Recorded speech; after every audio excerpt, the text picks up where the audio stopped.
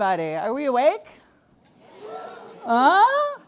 When you're a speaker, you think about what you are approaching. And usually I get the after lunch snoozy thing. So this morning I get the hangover crowd. I'm hoping, because everyone had a really good time last night. Yeah, that's nice. I was in my room getting ready for this morning. So I'll be out tonight, though. Karaoke, right? Karaoke, yes. Actually, I met Brett in 2012. But it was at like 3 a.m. in Austin at a karaoke bar. So we probably don't remember all of those times back then. But today I'm going to be talking about how we can take the DPM role and really push it to the next level. And along with that, grow our community. I think there is a lot of opportunity about where we can go next. So even though Brett did a little introduction, I wanted to share a little bit more about myself. My first DPM conference was in 2012, and that changed everything for me. That was the first time I found my people, the first time I was able to talk about my problems and feel kind of welcomed somewhere. So thank God for the Bureau and Brett and Carl and the whole team to have that experience. It changed everything. And as Brett mentioned, I'm a digital strategist, which I really just made up from somebody else using that word and title. But I'm a freelancer, and I spend about a third of my time doing project management. Then I spend the rest of my time, a third, doing content strategy, user experience, information architecture, that kind of stuff. Then I spend a third of my time shooting sports, because why not do something different? So I shoot sports, I shoot football and basketball, hockey, and then the real football, the soccer. And then I spend my final third, and if you are really awake, you know that I'm above one, which is probably my life and how it is, as I have 2 kids, and so I spend time with them. But I'm going to be honest, guys. Right now, my kids have school off. It's MEA break in Minnesota, and they have 3 days off. And you know what? I left them at home. Right? Because I'm evil, and I'm excited to go to Epcot without them. There's wine, there's fun things. Also, I brought them last year. I'm not that mean. We were right here a year ago. One of those maybe are not my kids. Maybe. Hope you can find that one. Sorry, I had to use that picture. Not real. So, I don't know, it looks really real to me. Should we just linger on this for like 40 minutes? This is good. Sorry, Brett. So anyway, I've been here before, and I was looking up old video back from the 80s, and I found this. Space Mountain looks the same. And I got me on the People Rider coming up. That's me. And my whole family would come here a couple times, and so it was just fun to kind of pull up all the old videos of that. And you notice how there's room on the walkway at Disney? There's not people. That was the 80s people. That was a good time. I mean, I don't remember because I was 3, but it was good.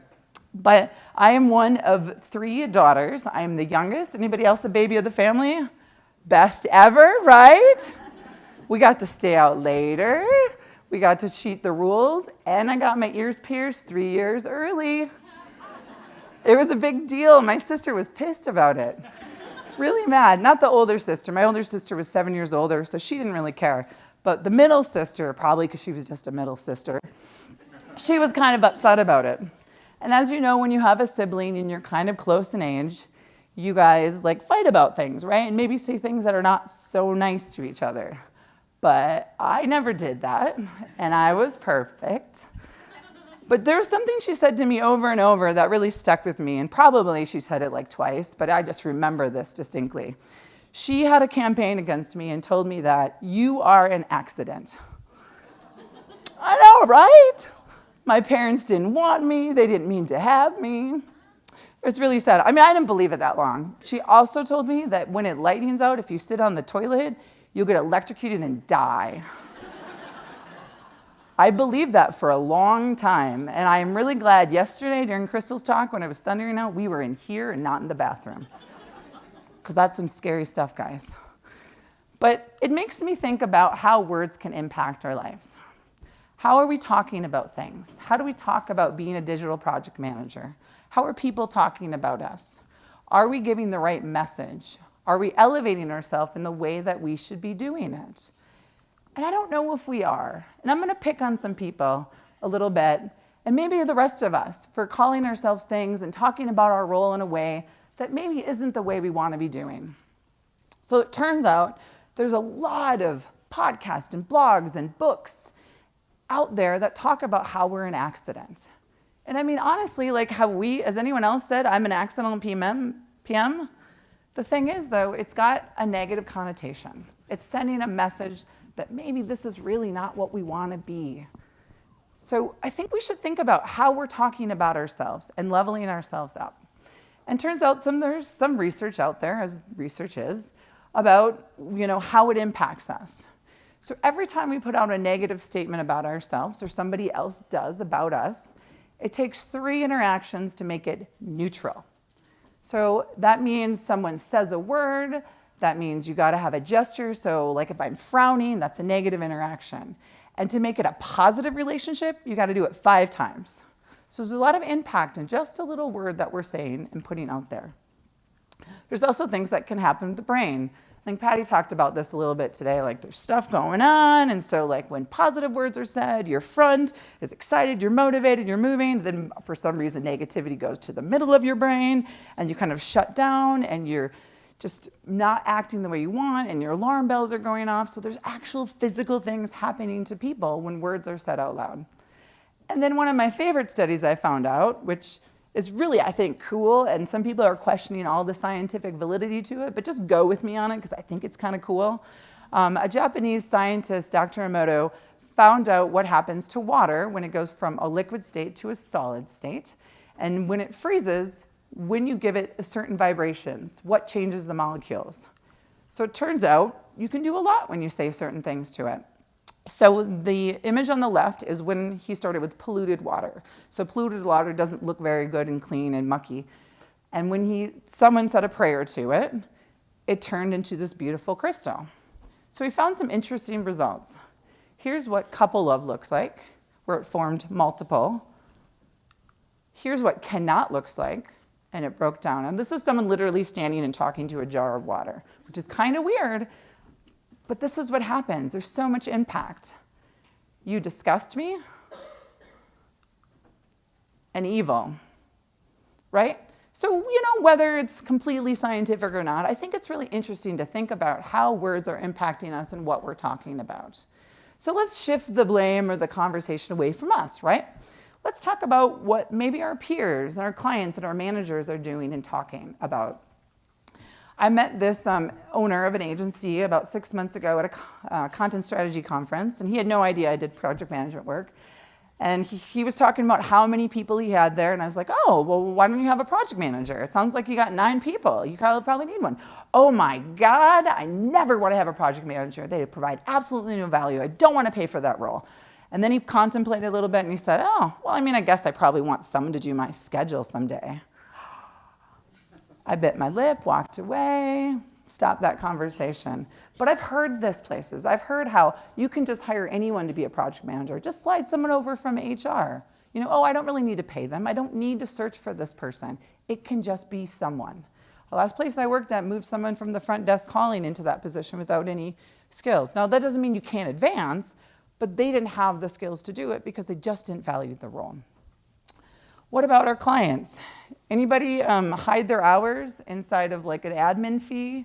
We don't share that out. It happens, right? We do that because clients say, why are we paying for this? This is too much money. We don't need to do that. Or can you just tell me what you're worth? I've had a client once tell me, and it's been a long time, but I need you to itemize every single thing you're gonna do for all those hours. And then I'll decide if I'm gonna pay it. It can be a little tough, right?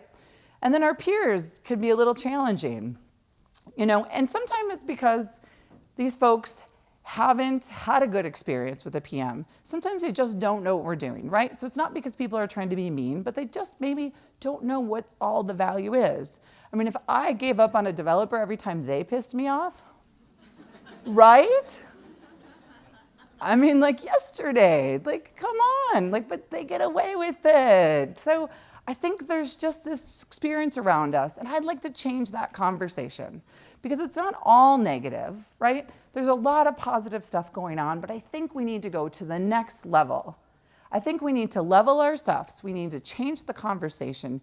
We need to invest in ourselves, and we need to push our community forward because we deserve the promotions. We deserve the financial income that everyone else is getting, and we deserve the respect. So we're going to talk about what that is. But as Peter said, maybe it's just about putting on the right uniform.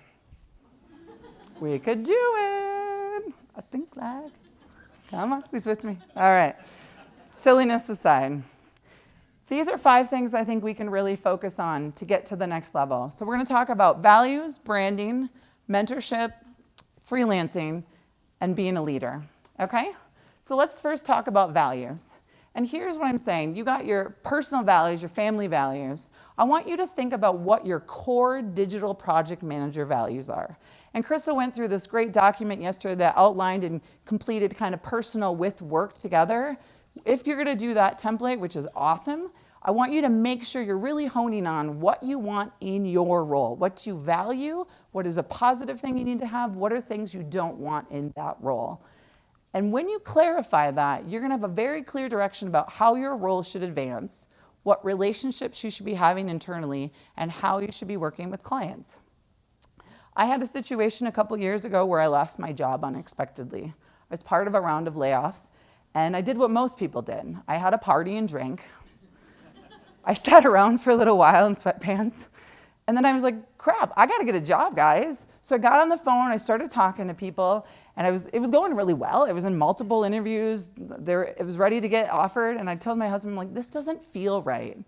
Like, I don't want to do these jobs. I don't know why. And he goes, well, what do you want to do? And I'm like, it's like, I don't know. I haven't had to think about that for a long time. Like, what do I want to do? And so I sat down and I wrote down what my values were. And here's what I came up with. I wanted to work somewhere that was transparent. I didn't want any more hiding of things, not being able to truth and be direct and honest right off the bat with people. I really wanted to work with humans, right? Not robots. No, I want to work with people that treat people like they're humans. You know, things come up. People get sick. People have kids. You need to act respectful to each other. I also wanted to lead projects. For me, that's with my strategy part of it. I like to do work that involves strategy plus project management because that's just where I'm at in my role. So that needed to be part of what I'm doing. I also need to make sure I produce good quality stuff. So when I'm freelancing, someone's like, oh, I have 20 hours to do that. Well, if it takes me 40 hours, then it's not going to happen for me because I don't want to shortchange the experience or the service I'm going to provide. And then I really needed a life balance. That is something that I've been working really hard on, and I'm trying to change so I can be with my family, except for at Disney, because I don't want to be with my family at Disney anymore. But I need to be there for my family a little bit. And honestly, I'm not going to work with assholes anymore. I'm just going to put it on the slide. I hope that's okay. No one's going to be offended. But I don't want to work with mean people. My last job, people would just call and scream. Like, why am I living through that? If you work with the coworkers or boss, clients that are mean, see what you can do to get out of that if that's important to you. That's super important to me. So where do you start?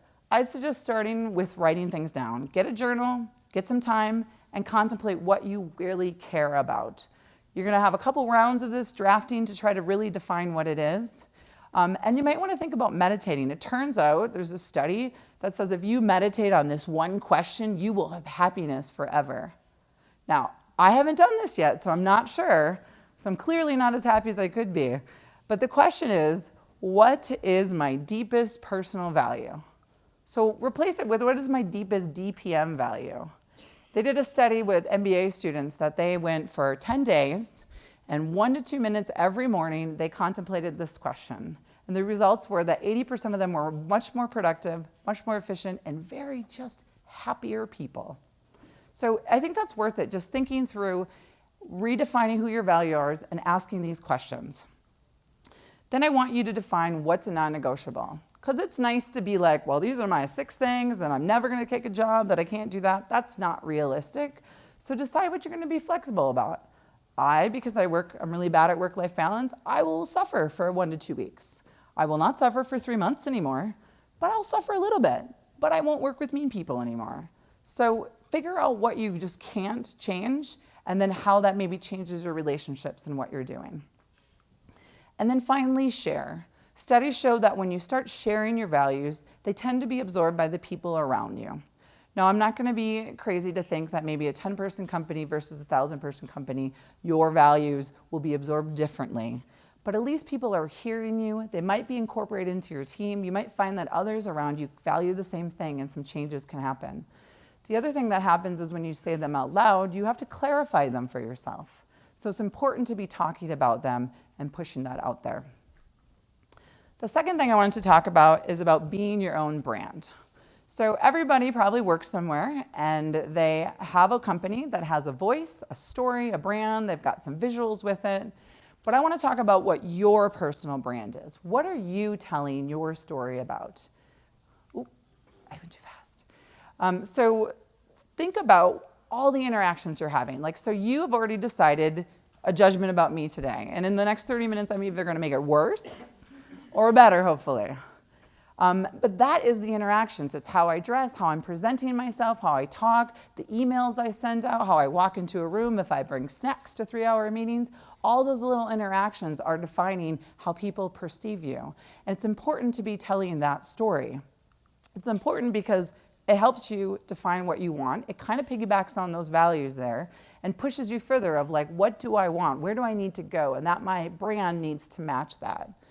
Make sure that you're consciously doing it. I'm guessing that a lot of you are probably just going to work and doing your thing. You're not thinking about what you're putting out there and how that might impact your next steps in your career. So by writing this down and figuring out your brand, you're now going to consciously push something out. You also want to be increasing your exposure with this. So that could be internally, where you're just getting the manager in the next department to notice you, you're getting your clients to notice a different relationship, or it could be outside, because maybe you're going to be the next lightning talk at the DPM Summit. And so you need to increase that exposure. You also might need to reinvent yourself. Say you're a project manager, but you want to be a technical project manager now in your next role. Maybe people don't know that you're coding and you've been taking classes and that you're ready for that next step. And so someone has to look at you in a whole new light. And finally, there is this feeling of being less dependent on your employer when you have a clear brand that you can define. I mean, some folks are working at places that either just have or will get, bought up and merged with. You might lose your job like I did. You might want to be going into a new position, but then you have control. You've taken that back and decided to push yourself somewhere. So what are those steps? What are we going to do to take care of this? The first one is to make sure that you're very clear about what your niche is. What makes you different and special? Now, Crystal said that we should never compare ourselves against people. I'm telling you in this situation, we're going to do it. But not in the way, not where we're going to get panic about not succeeding, but think about your mentors. Think about the people you admire. Think about the people you met in this room, your coworkers.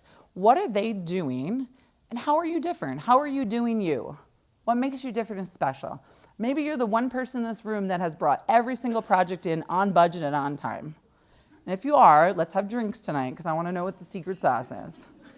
But what is that? What is something you stand out about? What did you succeed at? What makes it special? Make sure that's very clear and make sure it's measurable. How can someone look at that and be like, yes, that's something that brings value to our company? And someone that I think about when coming up with a really interesting niche is Marie Kondo, because everybody loves this show, right? Yes! Did everybody else throw away all these things afterwards? So if you haven't watched the show, it's on Netflix and it's called Tidying Up. And essentially, after you watch it, you go into your closet and you throw all the baggage of your life away. It's great. But here's the deal. She's just an organizer. She's got a TV show and 4 books, but she's just an organizer until she makes it more spiritual.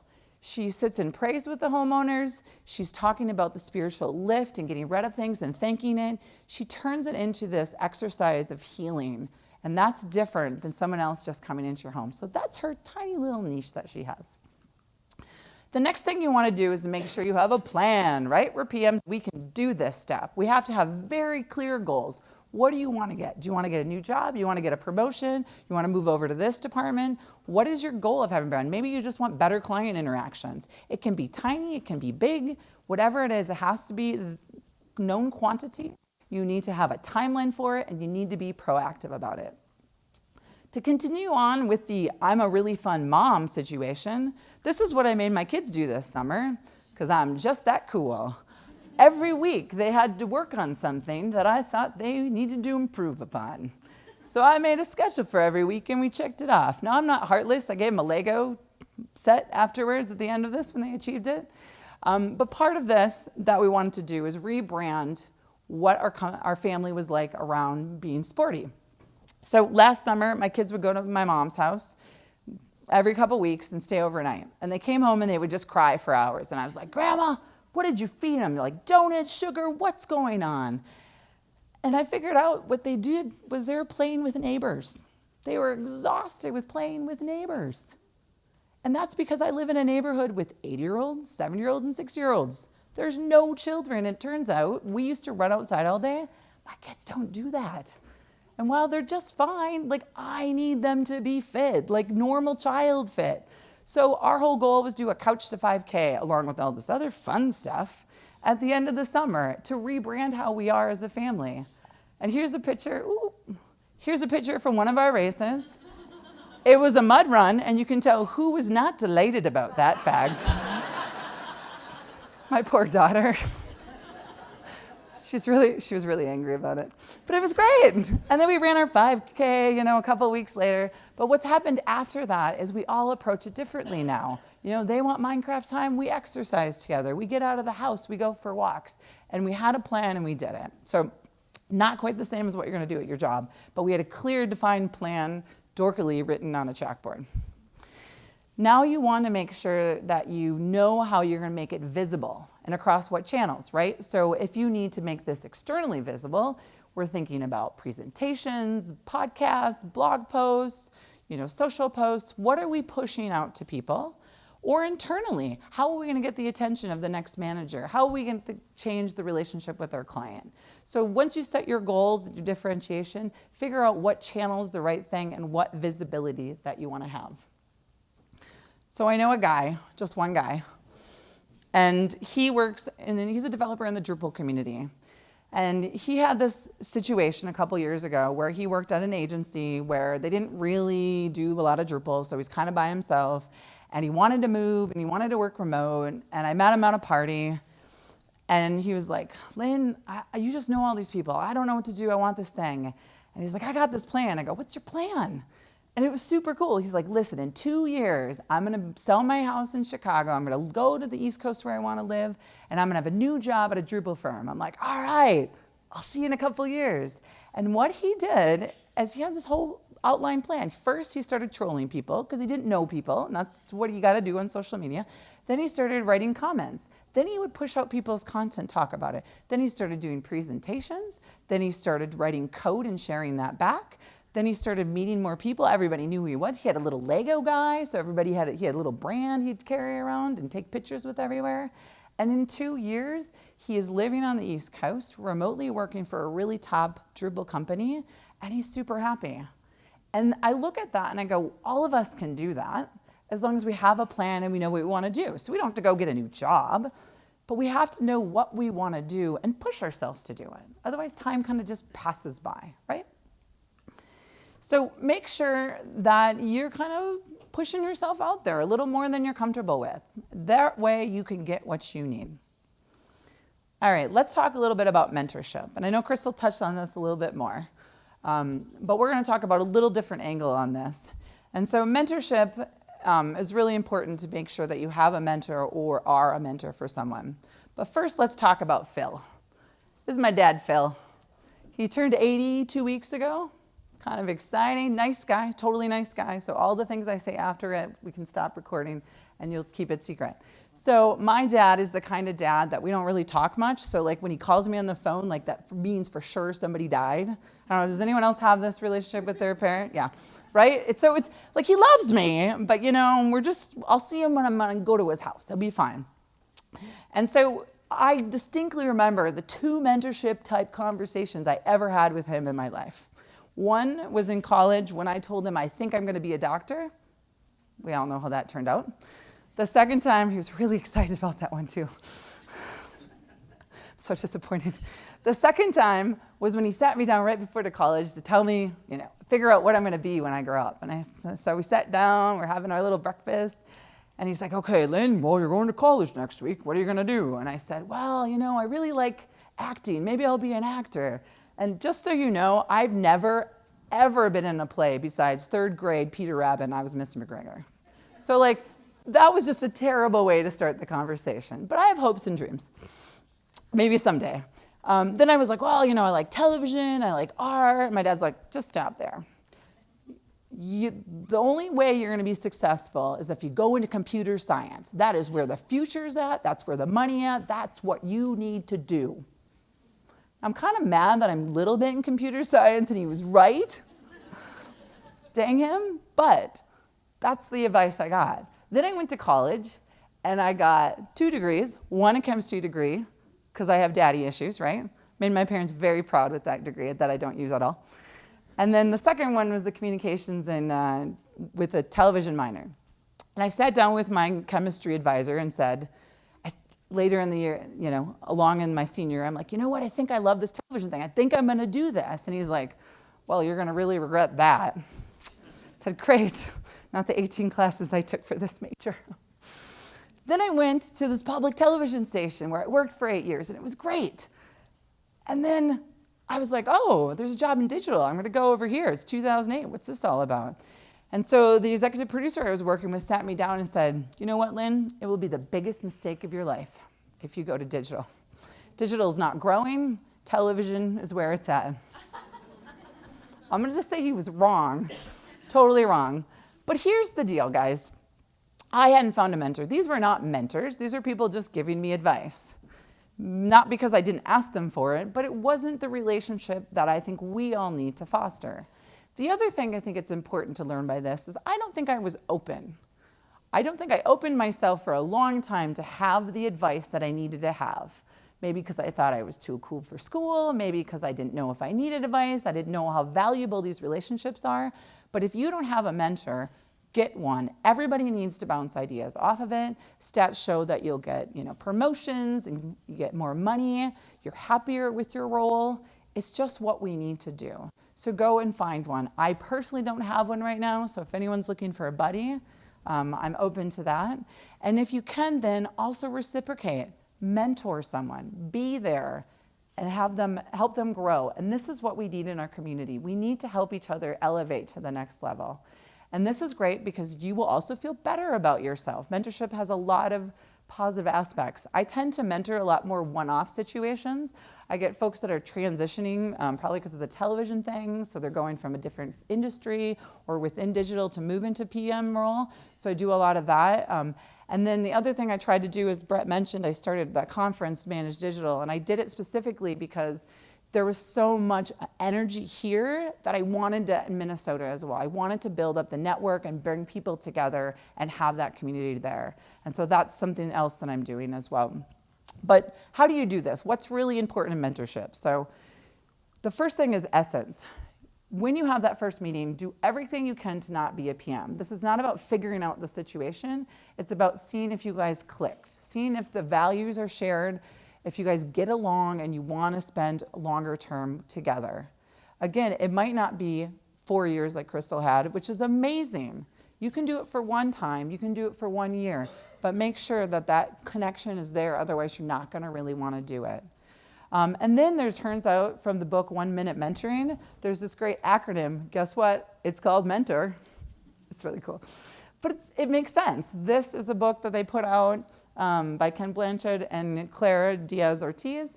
And these are the things that they walk through that you need. So the first one is you need to have a mission. So you have to have a reason you're getting together. Why are we doing this? Make sure that's clearly outlined. Now, again, this is like the second meeting. Engagement's the most important thing. This is where the mentorship and mentee relationship breaks down. People stop going. I'm too busy. I can't do it this week. That's where that situation happens. So make sure you pick something that you can commit to and then do it on the hard days as well. Network, share your network when it's right. I've had so many people meet with me that I've never met in my life and they're like, oh, so who should I network with? Who should give it up? You want to have that relationship first before you start sharing your mentor relationship or your network together. That's when you do it, when you're connecting together. The T is for trust, so it's about building that trust and respect so that you can have an environment that's respectful and open. I just met with someone the other day that I really connected with. It was the first time we met together, and she's like, I am so happy I could be open and just share openly. And I was like, oh, like, I didn't even feel like, it was a situation where you couldn't, but like, I get it. Like, you have to share like what you feel, scared about, what you feel inefficient about, what you're trying to get to. There's a lot of vulnerability there, so you need to have a lot of trust. And then opportunities as they arise, you want to start sharing them back and forth. So you might start a relationship where the mentor's over here and the mentee's there, or maybe it's this way, and then you eventually come together and it's a reciprocal situation where you're helping each other. And finally, at some point, you need to stop, review, and renew. And so maybe you become besties, right? And so it's just about hanging out and drinking wine and having a good time. But maybe it's like, well, we've accomplished it. I want to go help someone else. And so there might be a point where it stops and you move on together.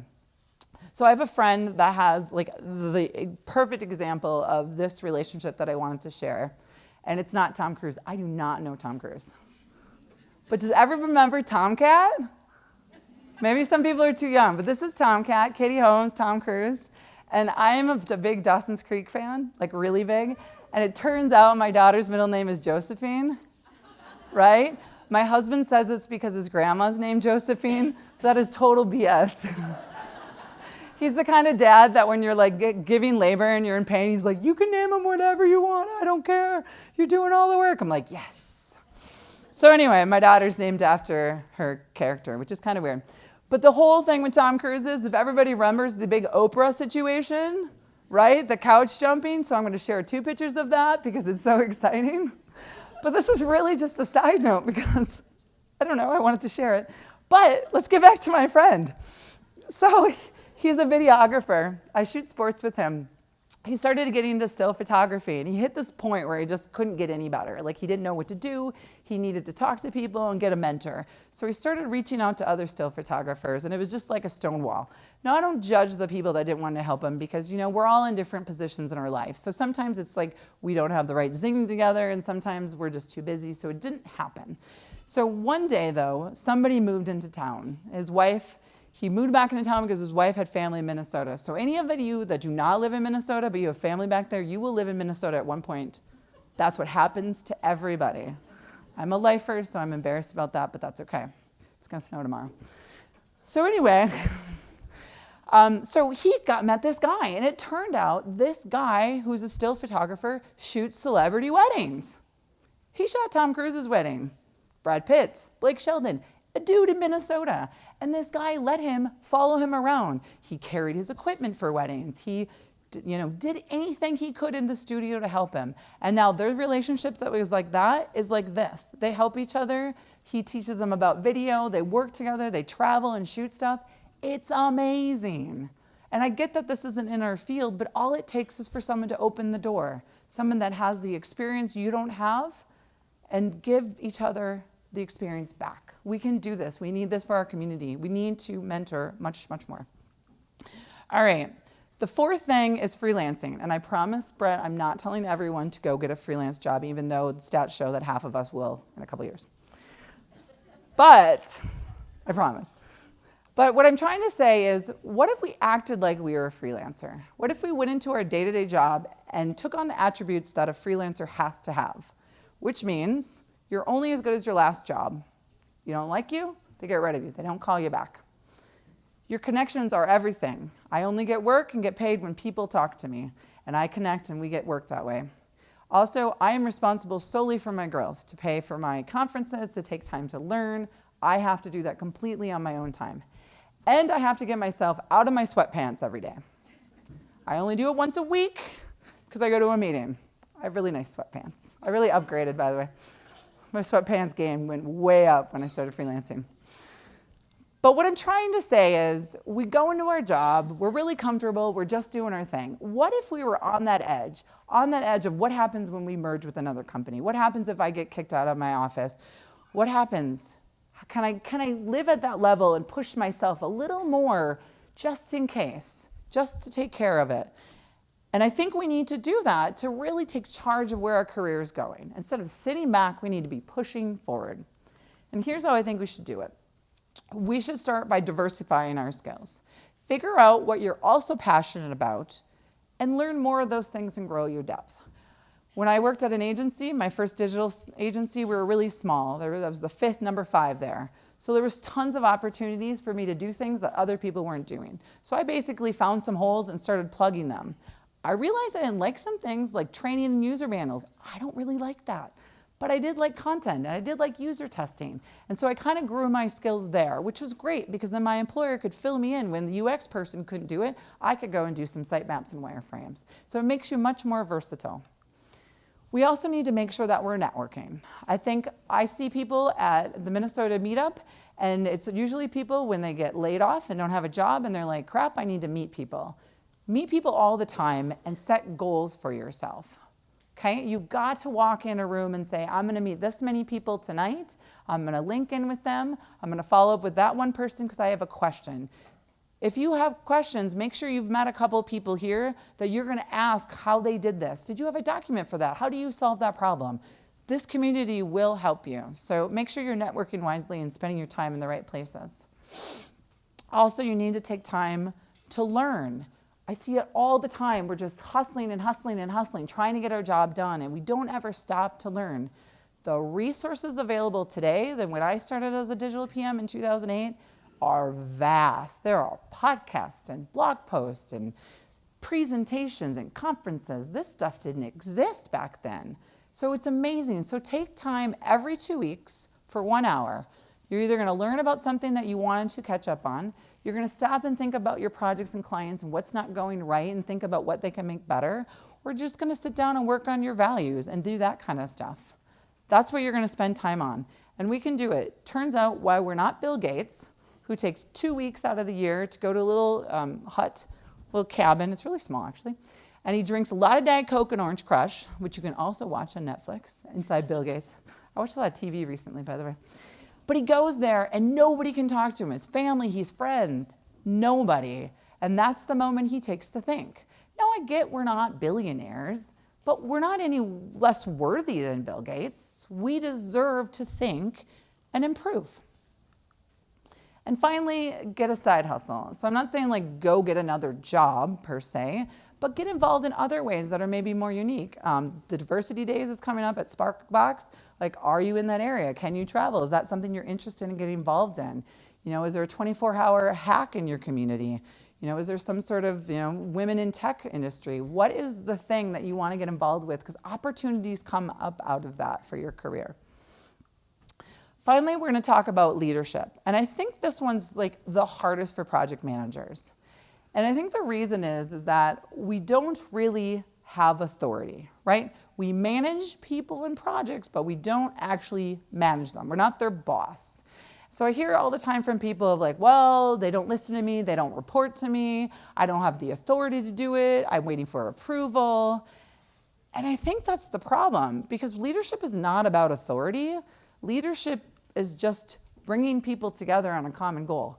Any single person can do that. And I think if we haven't seen the best example in our community lately, like this is it. Nobody told her. In fact, her parents say, if you're going to take the first day of school off, you will deal with the consequences. And she just went and did it. We can learn a lot from kids because they don't see the same barriers and walls that we do. They just go. And so I'd like us to not see that. The other thing I think could maybe be hindering us is about what we think we should be visibility-wise. So here's a slide that Megan, who was up here yesterday leading, who's an amazing person. This is a great slide. It's about project management and air quality and how if it's, thick and bad, people can see it, that's a problem.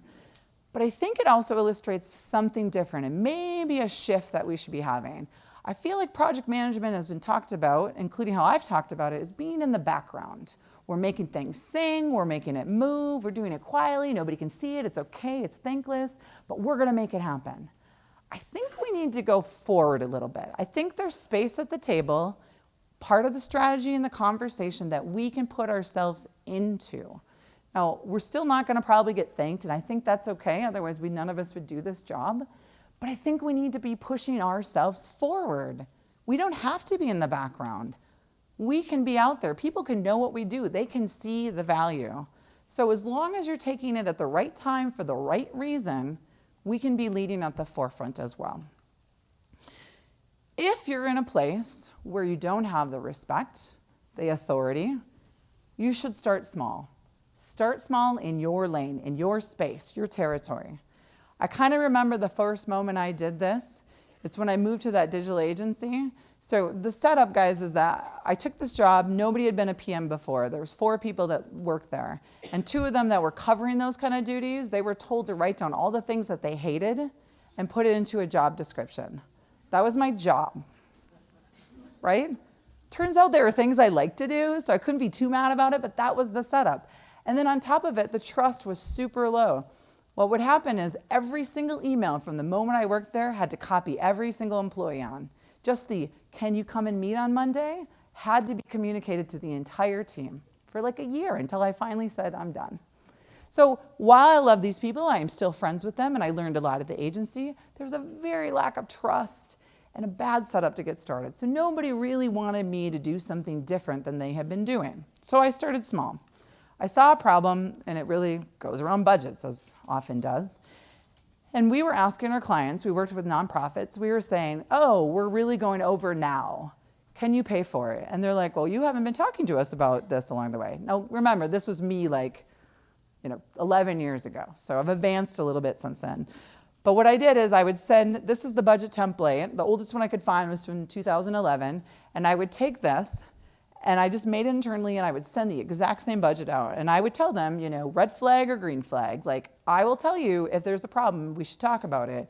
But I'm going to manage every single line. This is not up for discussion. My job is to manage the bottom line, and don't worry about it.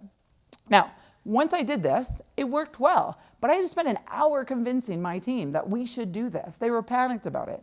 I did choose a Friday, in which Fridays were drinking days, by the way, which I totally did not take advantage of back then. Super goody-goody about it.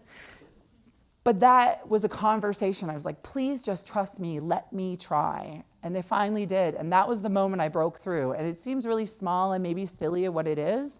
But whatever that little moment is for you guys, take that step. You see a problem, as long as you're the right motivation, it's in the right heart. So first, make sure you have an ally. Someone's got to be on your side. I talked to the boss beforehand because we were so small. We were like a democracy, though.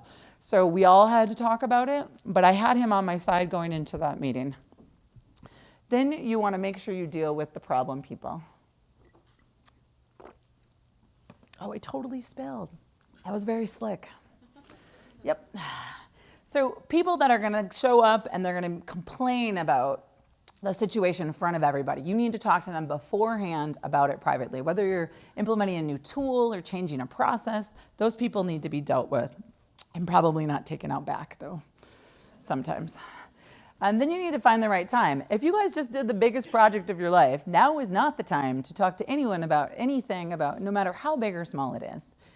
Pick the right time to do it to make sure the right people are in the room. And then you have to bring back data. You have to tell them what worked and what didn't work about it so that they know there was a conversation, there was an impact, something happened. Otherwise, they're going to forget about it, and the next idea you have, they're going to be in the same spot. So we need to prove to them that this was a success. Unless it's not, because sometimes we're going to fail. But as long as we're listening to people and we're iterating, we're going to be in a good spot. That goes so fast. So, making sure, though, you're always leading with purpose.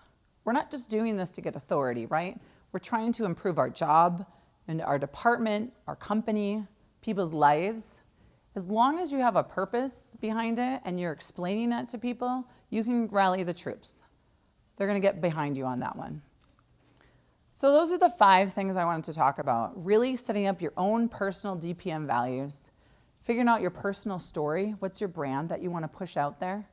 Mentoring someone and being a mentee, freelancing, but not really, pushing yourself on the edge of that, and then being a leader.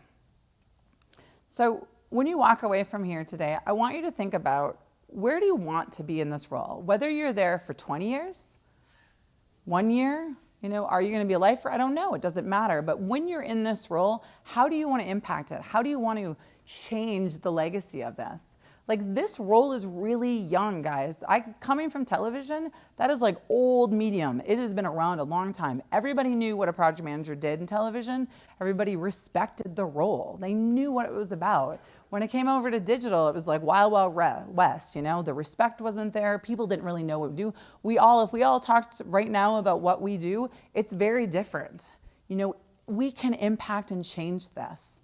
So I'd like to think about how you want to be part of this, because I do think 2020 is the year of the DPM, right? Okay. So go out there and be bold, guys, all right? Thank you.